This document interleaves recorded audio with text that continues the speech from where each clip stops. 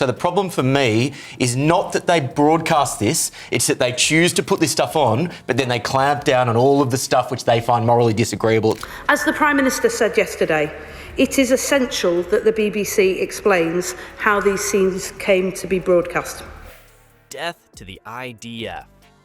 From the river to the sea. These words echoed across Glastonbury, plunging the BBC into a firestorm that changed everything about how it handles live events. Death! Death to the IDF! Death! Death to the IDF! But how did a punk rap duo cause such chaos? And why did it take the BBC hours to act? Stay tuned. The fallout is nothing short of jaw-dropping. Before we move on, I'd like to ask you a small favor. If you appreciate this content, please take a second to like this video and subscribe to the channel. Over 98% of you watch the videos without subscribing. It costs you nothing, but it makes a huge difference to us. So, did you click the subscribe button? Great, thank you so much. Now, back to the video. How did a punk rap duo turn Glastonbury into ground zero for controversy? Well, it all started the moment Bob Vylan grabbed their microphones and stormed the stage. The festival crowd, famous for being a mix of peace and love hippies, Gen Z TikTokers, and middle-aged rock fans reliving their youth, probably didn't expect what came next. Between the thumping bass and charged energy, a line was delivered loud and clear. Death to the IDF. That alone was enough to send a chill through certain portions of the audience. But when they followed it up with From the River to the Sea, the atmosphere shifted entirely. Cheers erupted in some corners as fists were raised in solidarity. Hell yeah, from the river to the sea, Palestine must be, will be, inshallah. While others simply froze in place, their excitement melting into concern. Some looked confused, a few shook their heads, and others whipped out their phones, ready to capture what they knew would be a wildfire moment. And boy, were they right. Now, these aren't just words randomly strung together for shock value, though let's admit they are shocking. From the river to the sea is no lightweight phrase. It's drenched in political history and conflict, tied to the Israeli-Palestinian divide. Depending on who you ask, it's either a rallying cry for liberation or a coded call for the elimination of an entire state. Heavy stuff for a music festival, right? As for death to the IDF, it's not exactly subtle. An outright jab at Israel's military forces. Combining the two was like lighting a match in a room already doused in gasoline. Free, free! Alright, but have you heard this one though? Death, death to the IDF! Death, death to the IDF! On one hand, you've got supporters who view these statements as a courageous stance against perceived oppression. On the other, critics label them as dangerous, incendiary rhetoric. Either way, it's the kind of thing you can't just toss into a festival performance without stirring up feelings. A lot of feelings. And the BBC? Oh, the BBC.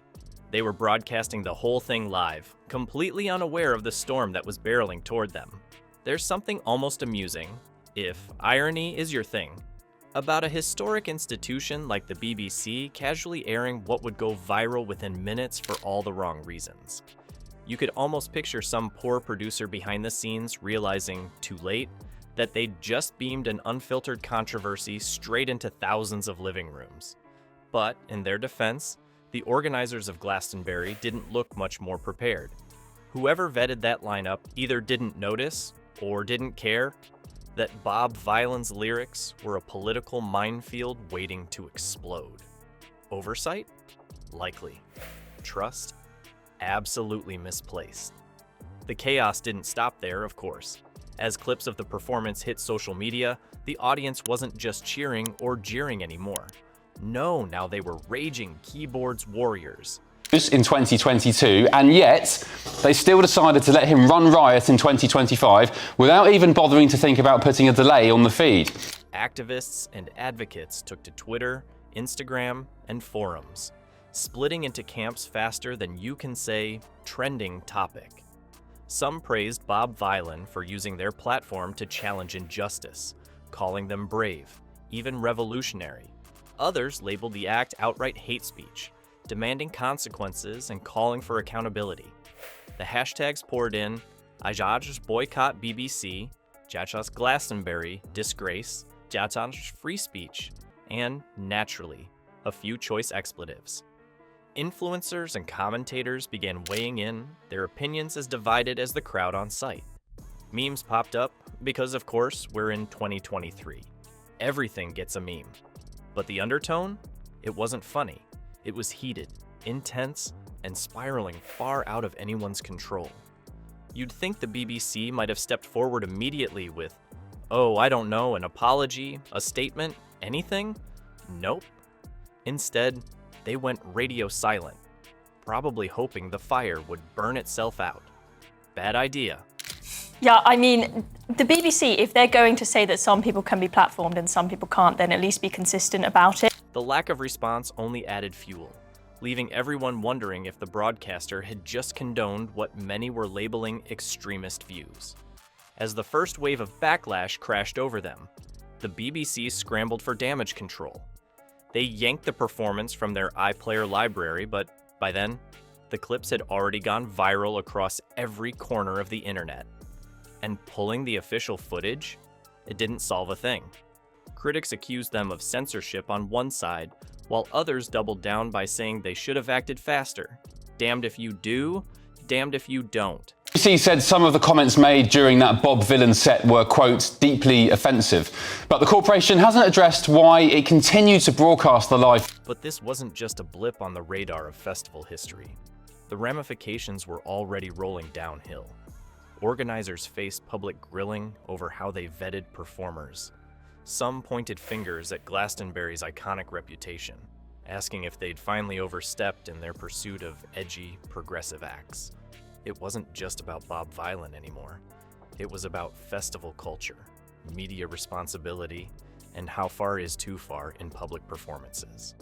The BBC in particular looked comically unprepared to handle this kind of flare-up, despite being, you know, a massive broadcaster with decades of experience.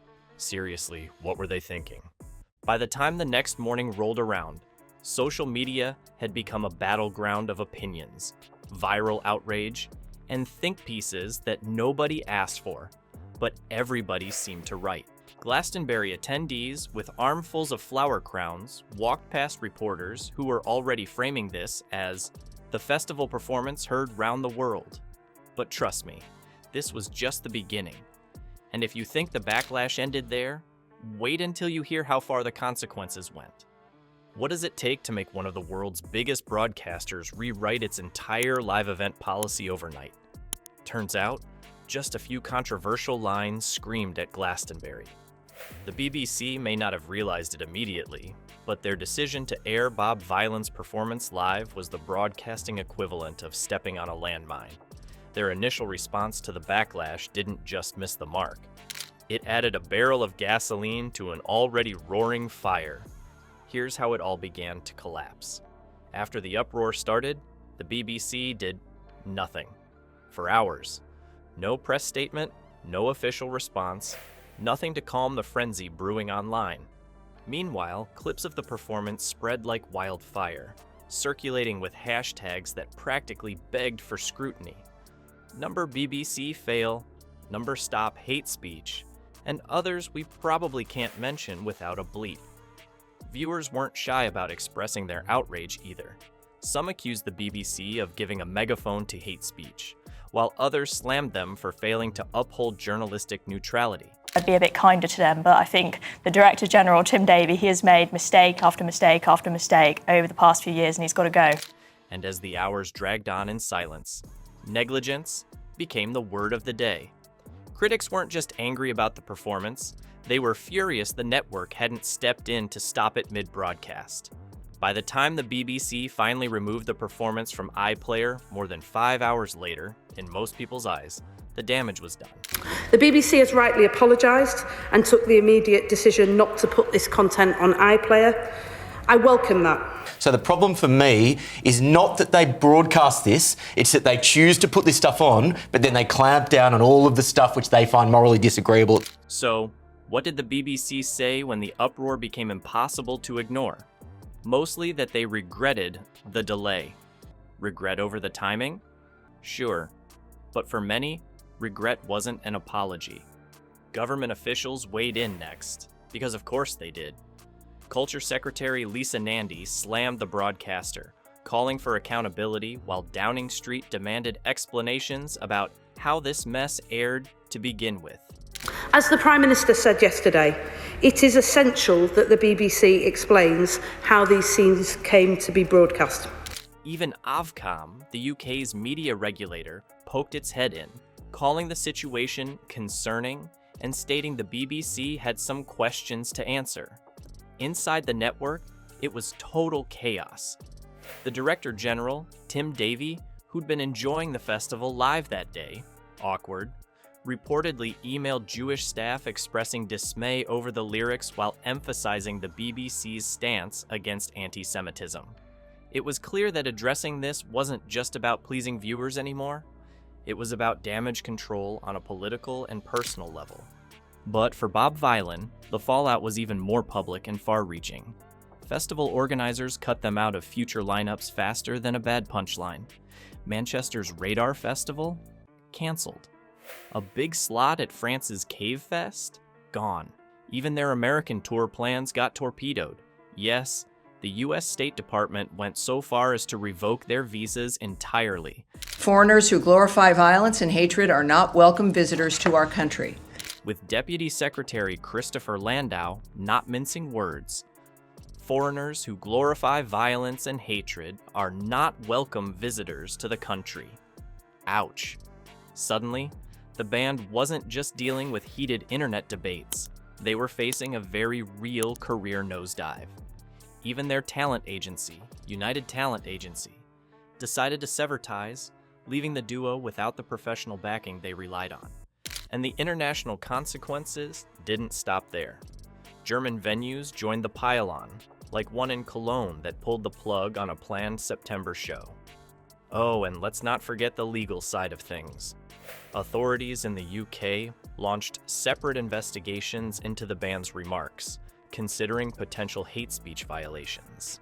Yes, actual police inquiries. Really bad incitement to violence or to defamation. But the problem is we don't live in that country anymore. We live in a country where governments have ruthlessly clamped down on speech. The Metropolitan Police focused on additional allegations tied to a previous concert at Alexandra Palace, where similar remarks were made, turning a punk performance into a national investigation. It's one thing to leave a festival crowd buzzing. It's another to find yourself potentially facing criminal charges. The whole ordeal was like holding up a mirror to bigger, uncomfortable questions about free expression, responsibility, and whether live performances should ever come with limits. By the end of it all, the BBC announced a brand new live broadcasting policy. Now, they didn't exactly roll out the fine print on this, but it's clear the changes are sweeping enough to avoid another incident of this magnitude. Rumor has it that stricter vetting processes and real-time monitoring will be included, essentially turning future live broadcasts into airtight operations. It's a major shift for an institution known for its carefully polished public image. Even so, some wondered if this new policy might stifle the type of edgy creativity that events like Glastonbury are famous for. Live media was unlikely to be the same, and everyone in the industry realized that this wasn't just about Bob Vylan anymore. It was a systemic wake-up call. So while Bob Vylan continues to claim they're simply being punished for speaking out, witlessly or not, the fallout has reshaped live broadcasting rules across the board. Hate them or support them, the incident underlines one point loud and clear. No live mic, especially one linked to a global broadcaster, comes without consequences. And the BBC? They've learned that the hard way. The Bob Vylan controversy wasn't just a moment of festival chaos. It became a full-blown turning point for live media and how it manages free expression under pressure. The BBC's hasty policy changes show just how unprepared even massive institutions can be when controversy explodes in real time. Whether you see the backlash as accountability or censorship, one thing is certain. The rules of live broadcasting aren't what they used to be. So, what do you think? Did the BBC overreact, or was this a much-needed wake-up call for the entertainment world? Sound off in the comments below.